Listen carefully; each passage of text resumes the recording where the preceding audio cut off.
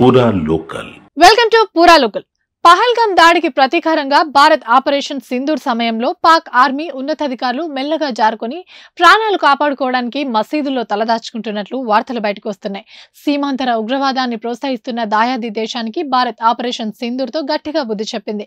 ఈ ఆపరేషన్ లో ఉగ్ర ముఠాల స్థావరాలను తుదిమట్టం చేయడంతో పాటు దాయాది సైనిక పోస్టులను ధ్వంసం చేసింది.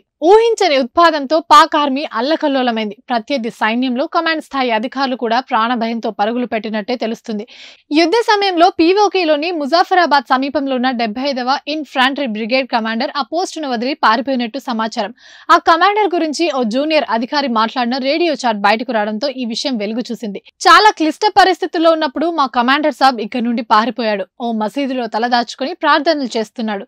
పోస్టులో కార్యకలాపాలను పునరుద్ధరించాలా అని అడిగితే ఆఫీస్ తర్వాత తెరుచుకోవచ్చు, ముందు మీ ప్రాణాలు కాపాడుకోండి అని సమాధానమిచ్చాడు.